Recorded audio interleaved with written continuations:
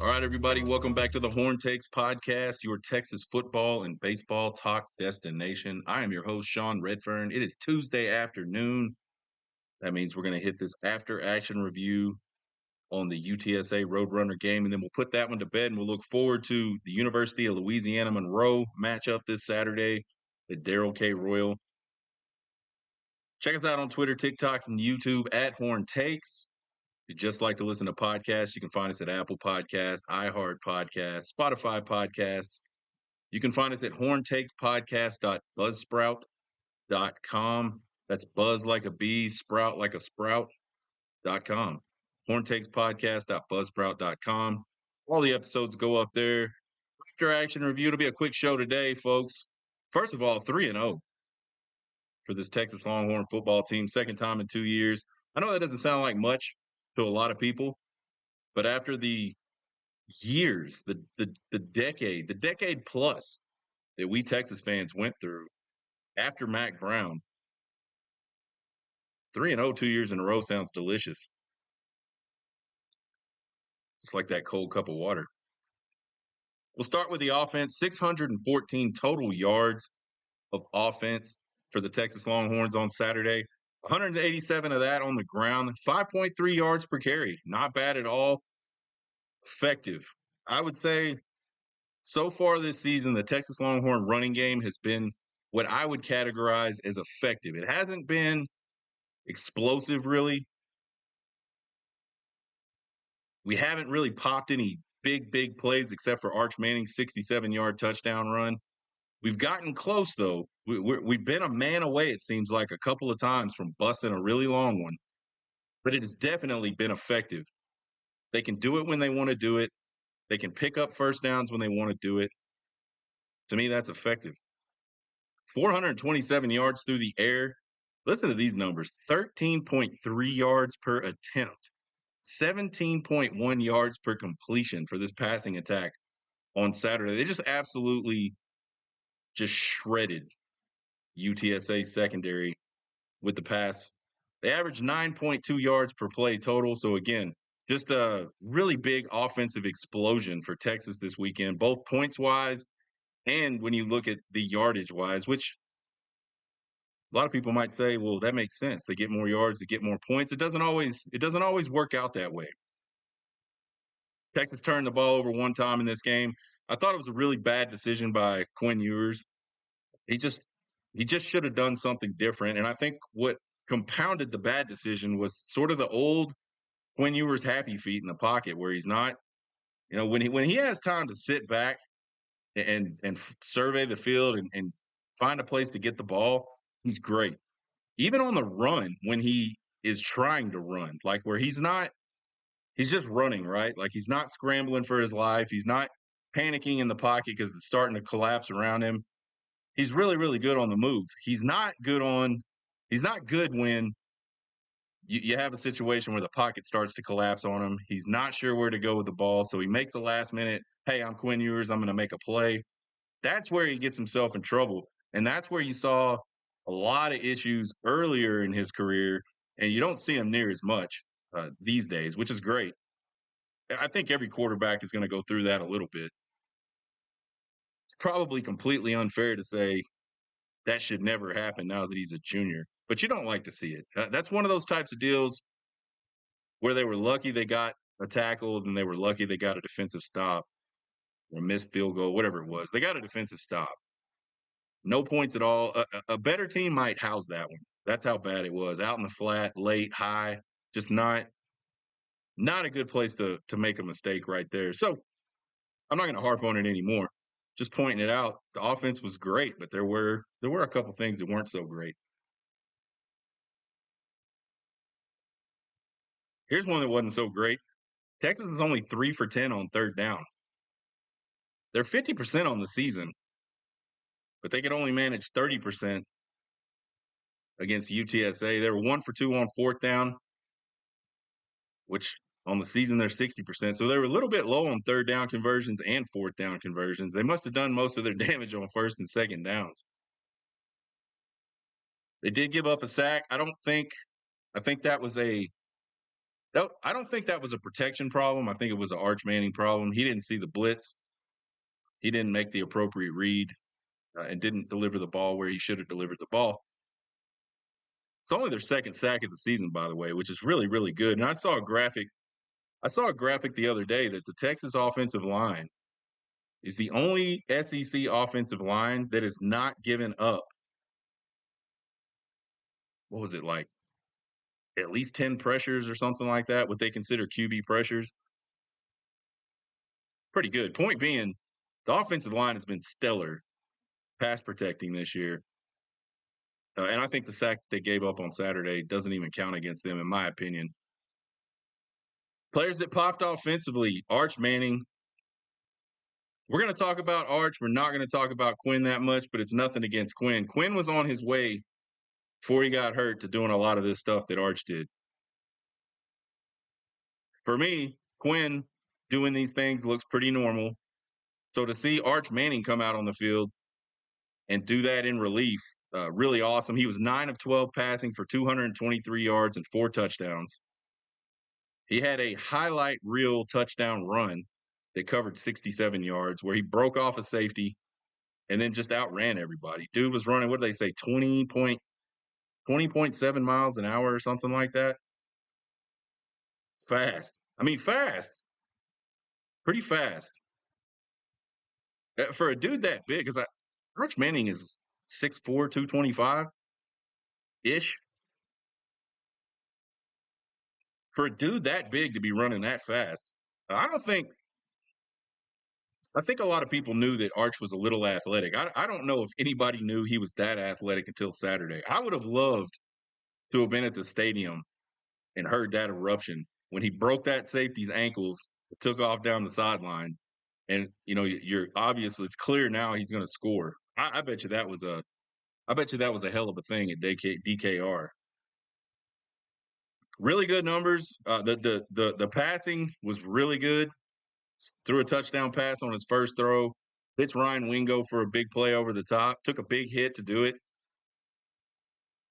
The throw he made to DeAndre Moore on that first touchdown was really nice. Supposedly his third read on that progression. So he did a lot of good things in this game. But you can also tell he's still inexperienced. He took the sack. You can just tell he doesn't have a lot of reps. And that's okay. Not a lot of guys come in that don't have a lot of reps and don't look like they don't have a lot of reps. It's just part of learning. It's part of growing up. It's why you see really good college quarterbacks going to the NFL. They get drafted really high, first round overall pick, really high first round pick, and they don't do so well because they don't have any experience in the NFL. It's a totally different game. The thing that I thought was really good, especially with Arch coming in, is the offense just never really missed a beat. It was doing really well up until Quinn got hurt, and then as soon as Arch came in, a lot of times the backup comes in. A lot of times the backup comes in, and the first play is not a pass. So I think that tells you right there how much Steve Sarkisian trusts Arch Manning and his preparation and his ability. So the offense never misses a beat with Arch Manning coming off the bench. Good on him. Certainly a player that popped. I already mentioned this guy, Ryan Wingo. And by the way, we could have had a list, an offensive list, 5, 6, 7 players deep, plus the offensive line, if we really wanted to go there. But we try to keep it to three or four, something like that, to make it meaningful. These are big-time awards, folks. The players that popped offensively and defensively. Ryan Wingo, that dude just continues to be like a big play threat. 3 catches, 127 yards, 1 touchdown, of course, all capped off by that 75-yard touchdown pass where he gets behind the defense just I don't know what they're thinking. I don't know how you miss that dude. He's not little. He's big. I don't know how you let that guy run. I mean, I know he's fast. I'm just saying there wasn't anybody almost in the picture with him when that ball arrived. It it wasn't a great throw. I mean, he had to wait on the ball, but he was so wide open it didn't matter. He is very, very versatile for his size. We've already seen him break a reverse against Michigan where he almost housed that one. He took it 55 yards, I think he picks his feet up. He goes 57 for a touchdown on that one. We've seen the long ball for a touchdown. We've seen him on slants. I don't think there's a whole lot that Ryan Wingo cannot do. You know who he kind of reminds me of? Roy Williams. He's got that big body, nice speed, really athletic, and just can do so many different things. Roy Williams was a guy at Texas that did all that stuff, reverses. I mean, just go back and look at that Cotton Bowl against LSU when he was the MVP of the Cotton Bowl. He scored on a reverse, he scored on a slant, and hell, he might have scored on a deep ball. I know he caught a deep ball in that game. So he's a problem, Ryan Wingo is. And I think it's going to be interesting to see the rest of this season shake out for Ryan Wingo because Stark said he's probably one of the best freshmen he's ever seen from a playmaking and explosivity, which I didn't even know that was a word. I would have said explosiveness, but we're going to take Stark's word and say explosivity perspective. He says Ryan Wingo's the best he's ever seen as a freshman, or one of the best. I think he's going to continue to just hurt people's feelings the rest of this season and the rest of his career at Texas. Third player that popped, Isaiah Bond, 5 catches, 103 yards, 2 touchdowns. This dude took a bubble screen for 50, and that bubble screen, when it went off, I I don't know about you guys, but I didn't think there was a whole lot of room there. I thought this one's going to get stretched to the sideline. He might pick up a couple yards. If I'm not mistaken, it was into the boundary, so it's to the short side of the field. So there's already not a lot of room there. It just looked like a play where he would catch it, pick up a couple, 2, 3 yards, and get out of bounds. No, sir. Speed. You want to talk about speed? He's one of the fastest recorded this year in college football or the NFL on those little whiz bang speed things they got. Maybe the technology's better than I think it is. I just assume they have like a little accelerometer somewhere in their pads or helmet or something like that, and that's what's given us all these readings, right?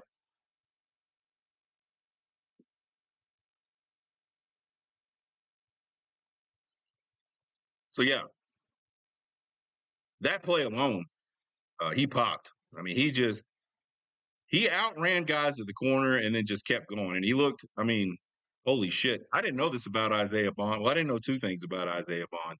I didn't know he's from Georgia, and I didn't know that his senior year of high school, he was the 100-meter champ and the 200-meter champ in the state of Georgia. I don't know what classification. I'm not sure it matters. He's fast. Another guy that popped, Jarrett Gibson. This true freshman running back just continues to impress me. I've said it before. I said it earlier in the season when I saw him first run in a Texas uniform. It really flew off. I said, "Who the hell is that?" Because I did not think he was that shifty, that explosive. I knew he was good, right? Or he wouldn't be getting recruited. He wouldn't have been considered one of the top running backs in the class. All that stuff. Obviously, he was a good player in high school, but the film I saw, I just didn't go wow. Like wow. The first time I saw him carry the ball at Texas and he got some room, I was like, wow. And I still continue to say, wow. 13 rushes, 75 yards, 5.8 yards per carry. He's going to continue to be important you got Blue nursing an ankle injury. You got Trey Wisner that got hurt on Saturday. Couldn't finish out the game. He just stepped in there and took over the bulk of that running back load. The only thing I don't think we've seen Jarrett Gibson do is catch the ball out of the backfield. And we might have seen it, and I just can't remember. I haven't seen enough of it though, but I'm sure he's good at it. Sark likes those guys that can catch, those running backs that can catch. You see Ryan Niblett playing running back. Ryan Niblett's a wide receiver. He likes wide receivers at the running back position. And maybe he wants some bigger guys too, but man, speed kills. Speed absolutely kills. And Jared Gibson's not a small guy. I think he's 5'10", 205, 210 pounds. So he's a stout little dude, and he can move. Finally, Gunnar Helm. Only the one catch, but what an athletic play. If you saw that play, and that's all you saw of Gunnar Helm, you'd be thinking to yourself, somebody's fixing to get a hell of an NFL draft pick at some point. I think he will get drafted. Caught a nice corner route. By the way, we were talking just last week about how the corner route is Quinn Ewers' kryptonite, and he threw a beaut to Gunnar Helm on that one. You get hit with the hurdle, 49 yards later. Woo! Really, really. I mean, I'm happy. I am happy for Gunnar Helm. Real happy for Gunnar Helm. Defensively, gave up only 260 yards, 128 yards on the ground on 39 attempts, 3.3 yards per carry for the UTSA Roadrunners, 132 yards through the air. They had the one takeaway, Burks INT for the big man touchdown. What a good play that was. Talk about athletic. That's a big dude. That Ethan Burke is 6'6" or 6'7". One of those. He's tall. 260 pounds. And he made that catch good, took off down the sideline. And I don't know why everybody's cracking on his belly flop. I don't even think that was a belly flop. I think he was just I, I man, Ethan Burke to me, I'm gonna tell you all this. Ethan Burke to me looks like a 12-year-old, like in the face. And he's just like a goofy kid. That's what like when I see Ethan Burke, that's what it reminds me of. Just like a goofy kid. He might have just fell in the end zone, y'all. He might not even tried to do what he did. So y'all get off my boy Ethan. Really good play by Ethan Burke. They held UTSA to 2 for 17 on third down. That's just south of 12% on third down. They're 23% for the season. So they cut their already good 23% in half for this game. 2 for 4 on fourth down. They're 44% on the season. So not as good there. 3 sacks. 3 sacks. We had none through the first. Well, we had one in the Michigan game. 1 through the first 2 games. Now we got 3. We just incrementally go up 1 every time. Before next week, 5 the next week. It'll be a lot of sacks by the end of the season. So, that's been kind of the question all of these first few games defensively. When are we going to get some sacks? I think everybody thought when Trey Moore came over, Colin Simmons signed, that we were just going to automatically turn into this sack machine. And I think sacks are important. I think it's a big play. I mean, it's essentially a turnover. Sack somebody, especially early in downs, and it's really tough to make that back up. It's like a penalty. But they are getting tons of pressure. Just absolutely starting to get in the backfield almost every play. Players that popped, Colin Simmons, another sack and a tackle for loss. Lots of pressure that's definitely affecting the quarterbacks. So Colin Simmons just starting to fly all over the field. I think he's comfortable. I think he's confident. I think he's not thinking so much. I mean, it's easy to come into a situation where in high school, I'm not saying like Duncanville was just like line up and go kill people. I'm not saying that's what they said, but I think it's fair to say that high school defenses are not as complicated as college defenses. And there's a lot of stuff you got to learn when you go to college. And so there was probably like a learning curve. And when you're thinking, you're not reacting, you're not playing as hard because you're thinking. And eventually what happens is all that stuff just becomes natural, right? And you don't have to think about it anymore and you just go do. And I think that's what we're seeing with Colin Simmons right now. We're seeing him start to make that transition from thinking a lot to I'm just going to go play football. And it's starting to get fun to watch. For us, it's about to be not fun to watch for a lot of other people. Anthony Hill, kind of quietly, 11 tackles, 1 tackle for loss. We're not seeing like the highlight type stuff that we saw a lot from Anthony Hill last year. Yeah, it's coming. He'll do it. But he's just out there making plays. If you watch the game and you watch him specifically, he is around the ball a lot. And he's doing things that affect play a lot. He had the tip on Makuba's interception up in Michigan.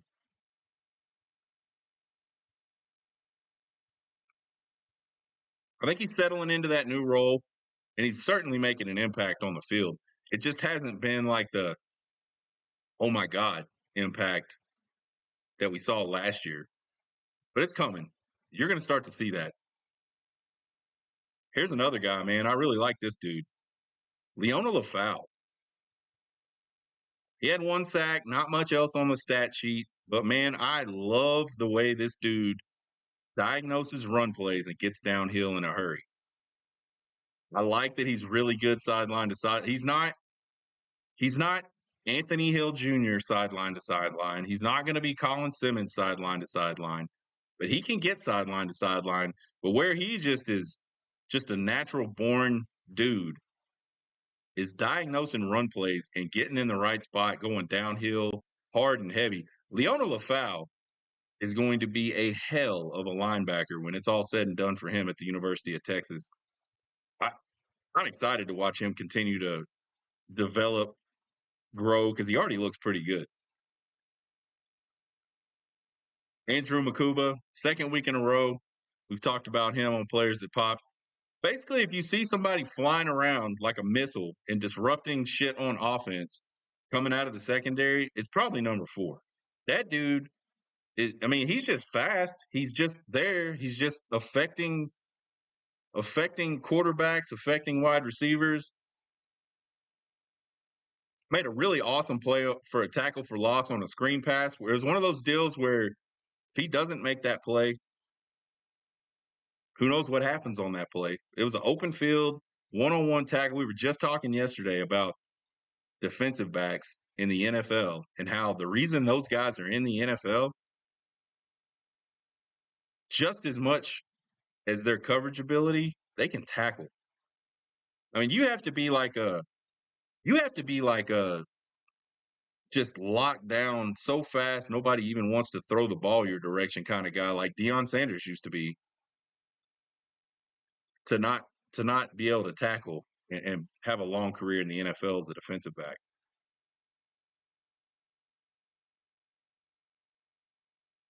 So Andrew Makuba, after game 1, we're thinking to ourselves, where's Andrew Makuba? Thought this dude was a stud. He's a stud. We just didn't see him in game 1. We saw him a lot in Michigan. He made some plays last Saturday, and you just see him running around out there. Good pickup. Special teams, Burt Auburn, 8 for 8 on PATs. No field goal attempts.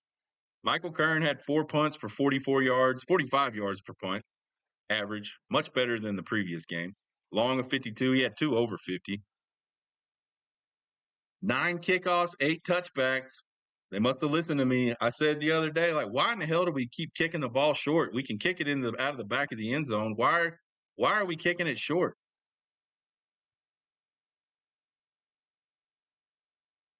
Keep kicking the ball out of the back of the end zone. Don't even give those dudes a chance. Bolden, pretty limited in the return game, but I can just see. I kept saying it about Xavier Worthy. He's going to bust one. He's going to bust one. I feel like Silas Bolden is going to bust one. Maybe a couple this season. Final thoughts. Texas scored 14 points in each quarter.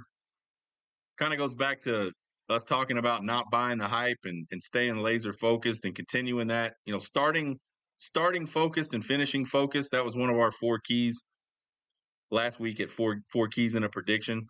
Playing a complete game. Score 14 points in each quarter. It's pretty good.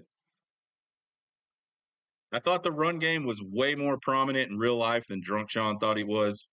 I did not think our total yards on the ground or the rushing yards on the ground would be as good as they were after before rewatching the game.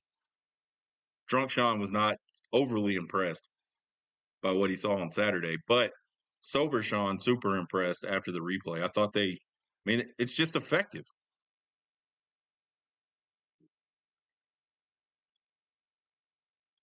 minus the long run by UTSA, which I know you can't take stuff away, but I thought this was interesting.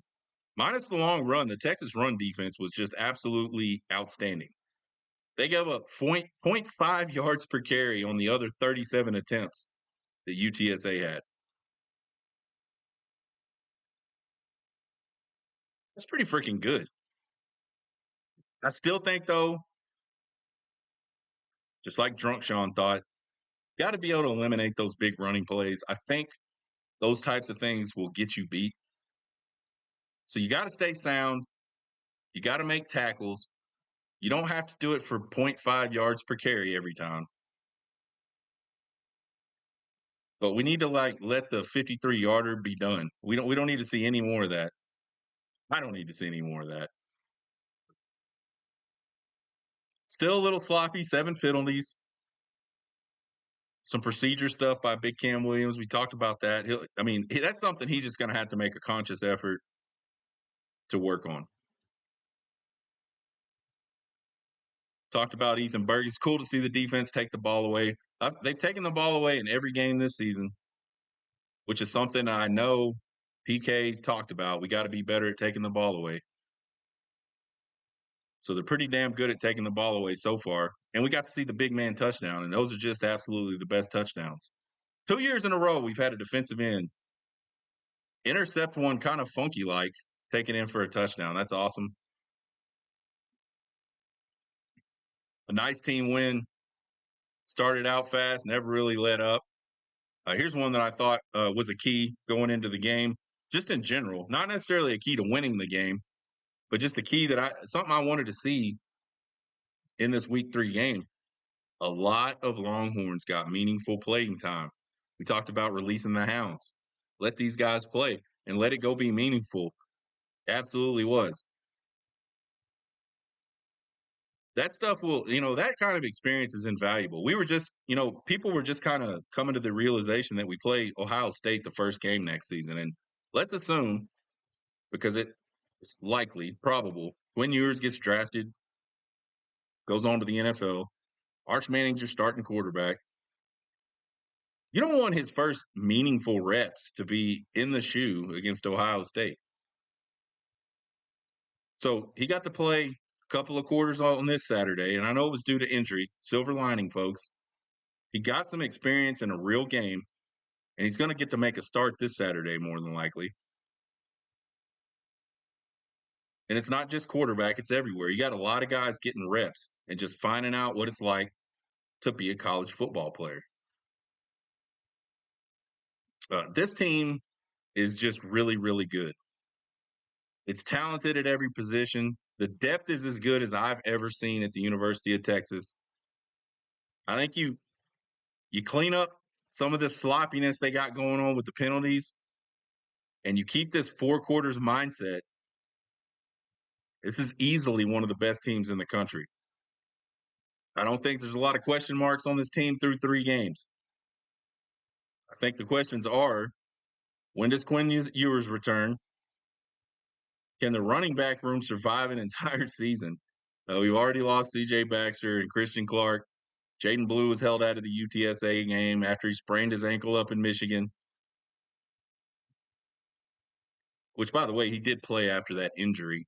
So I think Jaden Blue not playing on Saturday was a whole lot of precaution, unless he re-aggravated it somehow. Trey Wisner gets banged up early against UTSA. So the running back room has kind of felt the brunt of the injury bug so far this year.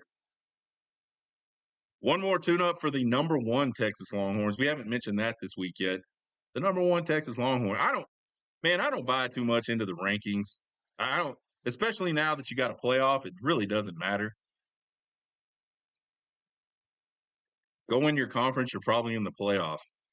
Win 10 or 11 games, don't win your conference, you're probably in the playoff. You're Texas for sure. I mean, if you're an SEC team and you go 11-1, you're going to be in the college football playoff. But I think it is really symbolic of just how far this program has come. Steve Sarkisian gets here, they go 5-7 year 1. We're in year 4 and they're ranked number 1 2 weeks in, 3 weeks in.